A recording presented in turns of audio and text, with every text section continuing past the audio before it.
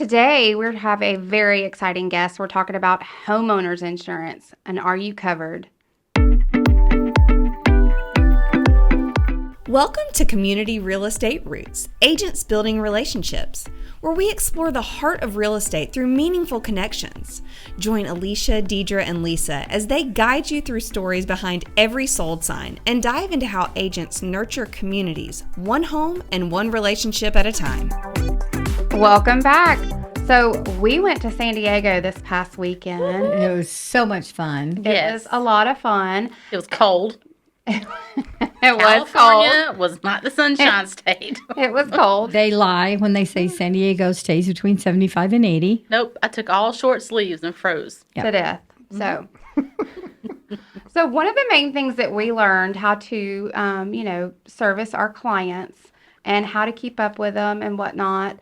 One was we need to be educated in homeowners insurance. Yes, and we need to educate our clients. It doesn't matter whether they're a buyer or a seller. There's many different reasons that they need to stay educated on their homeowners insurance. So we have a great guest today. We do. We have Charles Daniel here with Goosehead Insurance. He's local. And Charles, we're going to let you take it from here and tell them about you and why do you think it's so important that agents need to educate us ourselves? Well, one, just tell you a little about myself. Of course, I was in the broadcast industry for 20 plus years before I left and went into the insurance world. So this is great. This is kind of fun. Like nice. You feel like you get to come home today. Insurance is one of those things that everybody complains about it. Everybody complains about having it until you actually need it. Yes. Mm-hmm. I find it funny. Your conference was in California, and California is probably one of the worst states for insurance. I would say probably number 2 behind Florida. You know, the whole certain companies pulling out of the market right before wildfire season. Mm-hmm. And, I think that's one of those things that people just don't realize how important it is until you need it. Right. And I say that all the time. If your rate goes up $5, just, hey, it went up $5, but you can't afford not to have it. Right. So, yeah, it's, and it's funny when we get to the point, especially when the buyer, so we technically have 7 days, and you talked about this in one of our meetings, is 7 days for them to verify they can insure this property. So they need to be in touch with you within those 7 days and talk about, because I found it really interesting, talk about why it's important that they check on insurance early on in the transaction. So the biggest part there is a lot of it's discounts. You get what we call early bind or early buying discounts. Typically, those are going to be 7 to 8 days or more in advance. But the biggest thing is just with me, I've got 40 plus carriers that I run people through, so I need a little time to get through all of those. Sometimes the answer is obvious and it's very quick. But I think a lot of it, too, is we may have questions about how old is the roof and things that we need to get verified, because those are major factors in the rating of a house or a structure that we're trying to get insurance on. The biggest one, though, is always going to be that early buying or early binding, what we call binding discounts. I've seen where somebody waited until the last minute and then, hey, guess what? Rate changed because you waited. Mm-hmm. Plus, in the insurance world right now, I tell everybody, listen, if you like this quote, this is great. If we do it today, that's great. If we wait till tomorrow, I'm just telling you this may be different. It can change day to day. It can change hour to hour.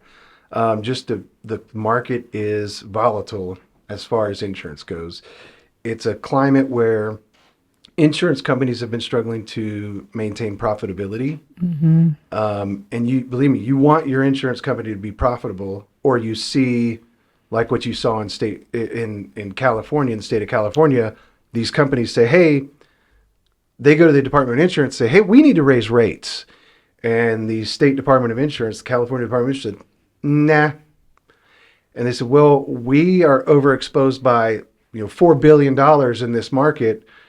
If we have a catastrophic loss, we're going to go bankrupt. And we need to raise rates because of that. And the State Department of Insurance said, no. So they said, okay. And they just left the market because they're not profitable in that market. In that market. And so that's what happens when an insurance company can't be profitable, they will leave a market. Well, I mean, and it makes Florida's the same sense, way. right? Right. Yeah. It definitely makes sense. And, it's just kind of a light. I don't know if you saw a light bulb over my head. If we could only see If you it. could only see it. We'd be blind all the time. When you talked about the importance of buyers checking into it early on for different reasons, it's no different than their interest rate. If they don't allow the lender to lock in, Right. because kind of now, sometimes you'll get them. They go, well, let's just wait a couple of days. Maybe it'll come down. Like, yeah, maybe it will. But what if it goes up? Right. It could definitely do that. So for me, it's almost like tying those two things together in a conversation. Is two things you need to lock in right now is your interest rate and your insurance. Yeah. Plus, it gives the lender fair time to evaluate. Maybe they've underestimated the amount of insurance. And, insurance is not only home specific, it's person specific. So, you might get a different rate on 123 Main Street than I might get. And it's based on insurance score, claims history, and just there's so many factors in there that we're not going to get the same rate. We might, but there's a good chance that we don't, based on your insurance score and your claims history in the past. If you've got 2 or 3 water losses at a previous home, or or a fire loss, it's going to be a big difference in what we see. So that's what's very specific to the individual, and the rates. If your mortgage person is underestimating that, all of a sudden they're estimating $1,200 a year, and it comes out $2,400 a year. That might get into a DTI issue, Right. And that could compromise the What whole does deal. DTI mean? Debt to income. Okay, just for the people out there. Okay, yeah, that's the debt to income ratio, and that's about the limit of my knowledge with that. But that's the base on how much you can afford for that house, right? So, I've seen that insurance be a factor that has cost people a home. Like say, hey, we are uninsurable, and that's because of a water loss or something else. And unfortunately, if you have a water loss at one property, it follows you around. Right. Usually 5 to 7 years, it'll follow you around in a claims history. I learned that lesson like 3 years ago. I had no idea that that follows that person. I thought it was the house. Yeah, But it follows that person. But I did have a situation where they had the buy side, and the sellers that had it had technically had a lot of claims against the house from water. Right. And this whole house had been redone on the inside. And I was like, it's kind of one of those, you're like, well, you had really good insurance for them to pay for all of everything. all of this stuff. You had some really good stuff, and this is why I learned my lesson on you need to find out in the very beginning. End of the day, there was no insurance company that would touch this house, right? Because the amount of claims had been on it. So in this case, the buyer was going, well, what do you mean I can't qualify? And then that's what we said. In this particular case, it doesn't have anything to do with you. It's but there's so many claims on this house that there was no. I mean, he probably tried 5 or 6 companies, and a friend of mine had called in, and he goes, Lisa, nobody's touching this house. And in a case like that, no lender's going to give you a loan on a house that won't be insured. No. So the only way to sell that is if somebody buys it with cash, and then they're pretty risky to buy a house you can't insure. So. But that's when I learned a lot of my lesson on the importance of starting early in that process. And also your buyers, if they're in that process early enough, and because the seller always discloses everything that's ever happened to our house, right? Yep. It's one of those where, hey, if I see there's been a large water loss at a property, obviously this person maybe doesn't know that. They can go through you and like, hey, we need more information about what this was, what the repairs were, and they can come back and say, well, this has been fixed. At least that way they know what they're getting into. If it's just been a little bit of duct tape and somebody who didn't know what they were doing made the repairs, then they're just sitting on a time bomb. Yeah. I call it, they called Uncle Bob. Or Bubba. Yeah, bubblified. Bubba to come over for that.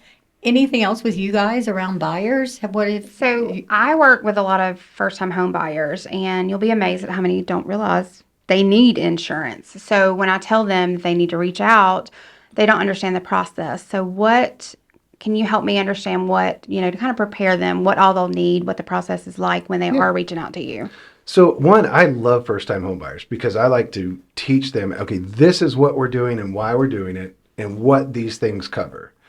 Even people who've owned a home for 30, 40 years sometimes don't even know what they have. They just pay the bill. Right. Right. They don't really know. And if you get an agent that's just kind of doing something, just trying to get a policy written, they may not have the coverages they need. So I always walk through that with the customer and educate them on this is what coverage A means, this is what coverage B, and all of these items are.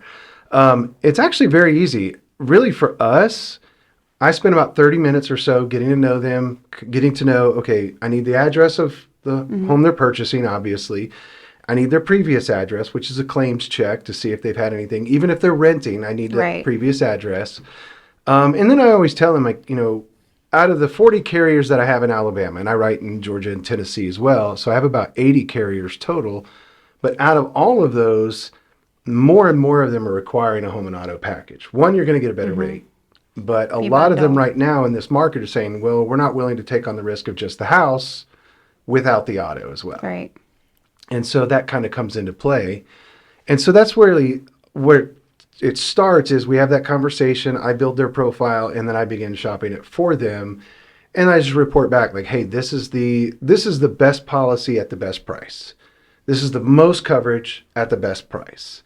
And I can give them options, but usually I'm like, look, just this is what you need to do. This is the best one for you.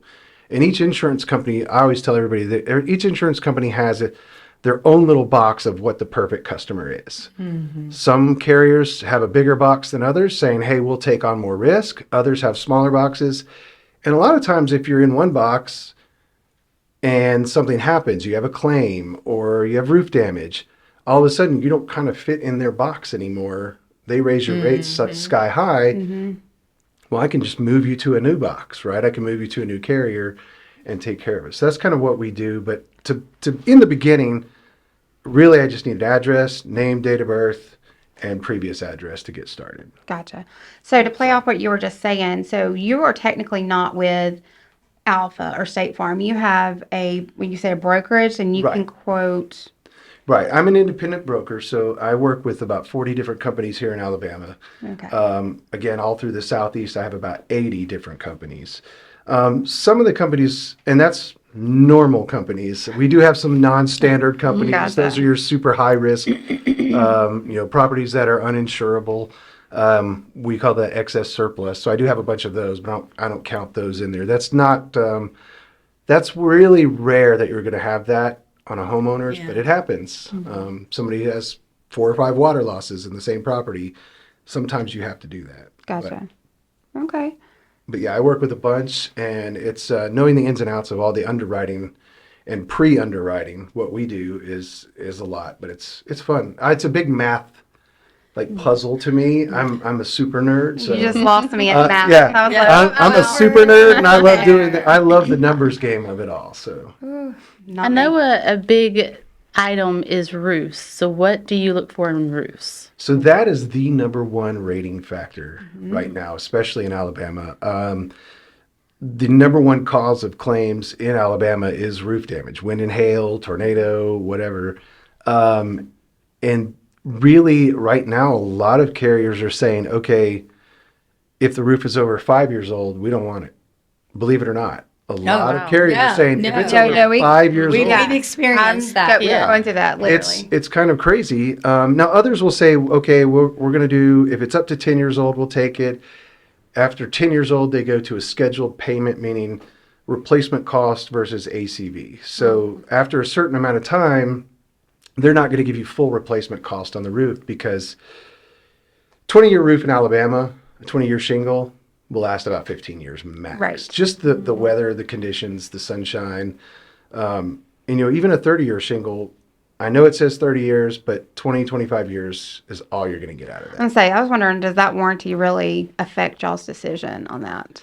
The problem is nobody ever keeps that documentation. True. And if you're Yeah. in the buying process, I got lucky when I bought my house in 2020, and I just happened to run into, well, obviously the previous owner, but the owner before that, and he's like, "Oh, here, I actually have all the paperwork. I replaced the Oh, roof wow. in 2015," and I was like, Wow. "Hallelujah, I can prove it," Right. So that was great. And but how many times does that happen? Somebody's like, "Well, I think I replaced it in 2012, 2013," and sometimes it's hard to prove that.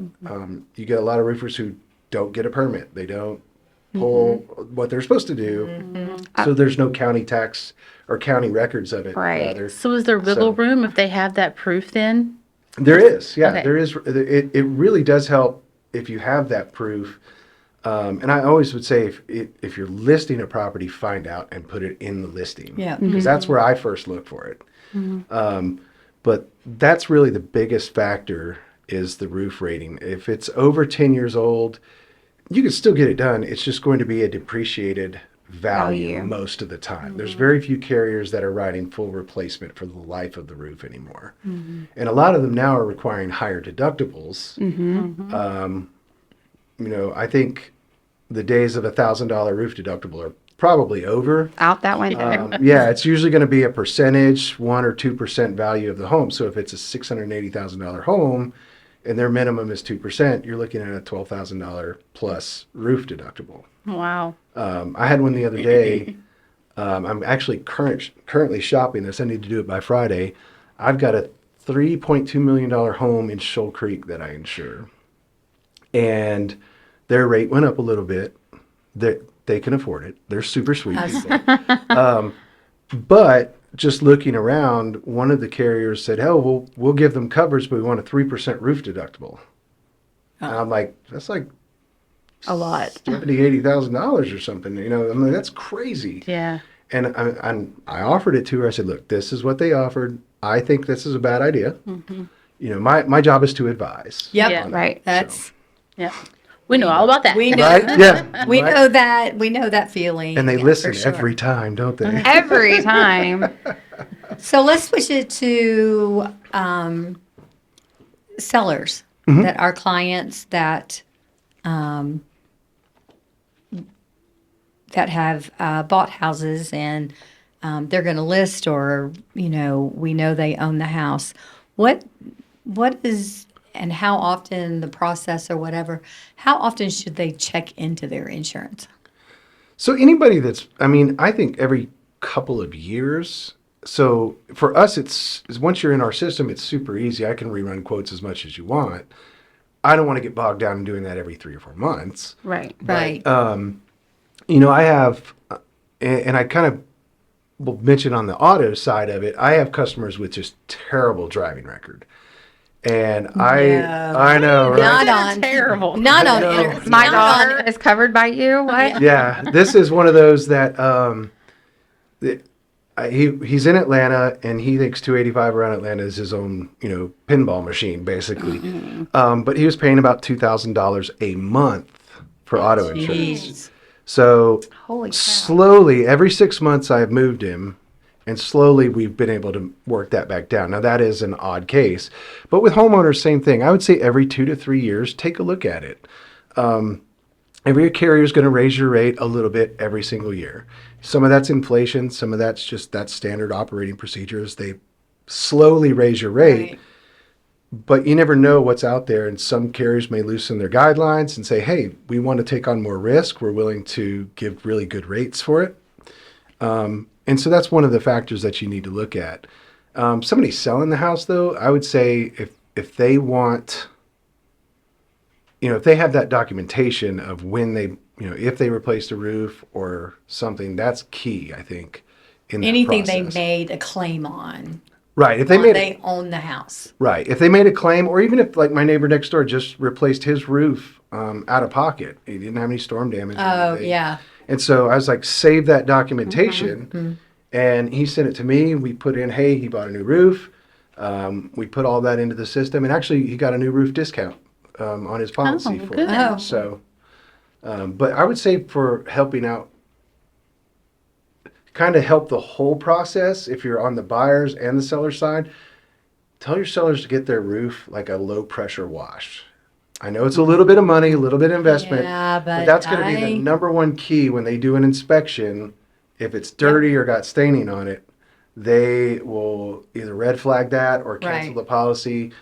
So if it's already taken care of, plus I think it helps with the value of the home anyway. So It's funny, some of our little maintenance checklists that we can send out to our clients now has roof on there and how you should maintain your roof. One is being inspected at least every couple of years. right, One's cleaning for that. So as I own my home, we talked about it from a cost perspective, but could it be that they think they have the right coverage, but they don't really have the right coverage, and they need a checkup from that perspective, not really financial? yeah. I guess they would go hand in hand, though. Well, you can do it.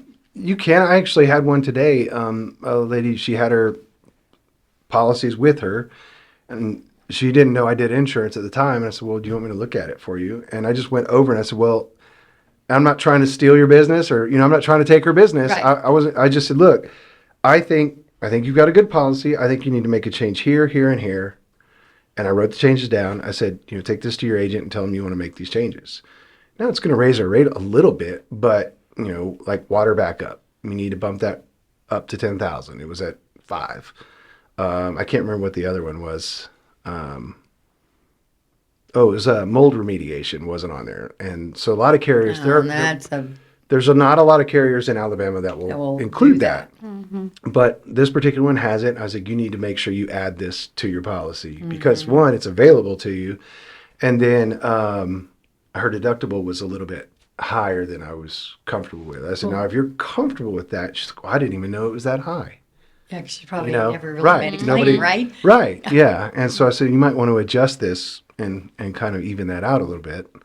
And so it's one of those things. There's a lot of things on a policy, and policies are very customizable that, and I hate to use this word, bad agents will leave stuff off to make a cheaper policy. Yes. On the surface, you could put two policies side by side, and I've done this as an example before, where same house, same coverage A, which is the value of the home or the rebuild cost, and then one is $600 cheaper than the other. Why? Well, it doesn't have water backup, it doesn't have mold remediation, it doesn't have replacement cost on the roof or replacement cost on your stuff in the house. And you can make a policy cheap, but when come claim time, you want that coverage. Right. I want my people to be happy when claims, if they have a claim, I want them to be happy afterward that everything got replaced like it should have been. Exactly. Not that I've spent all this money all this time and I'm Right. still forking out all this money. Right, right. That's always the hardest part is, I had a customer, a few weeks ago. Well, actually, I take it back. Right before Christmas, had a house fire, completely gone. That's so And sad. the living expenses on that, like what, if I had done the bare bones minimum, she would have been out of living expenses within a matter of a few months. And now before they rebuild the house. But I always make sure that's at a little bit higher rate because I want to make sure if something happens like this, they can stay where they're at until they can get the home Right. rebuilt. So, Wow. Wow.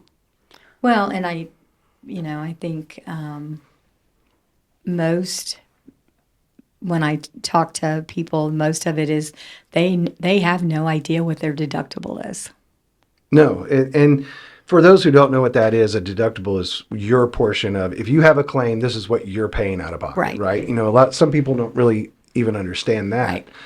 Right.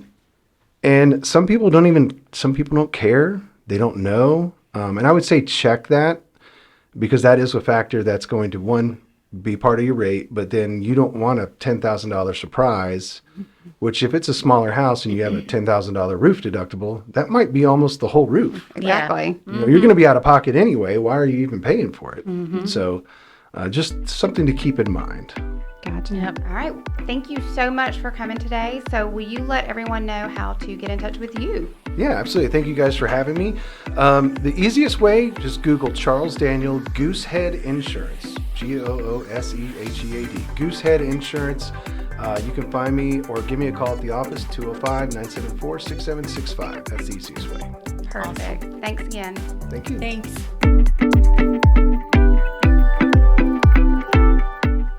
Thanks for listening.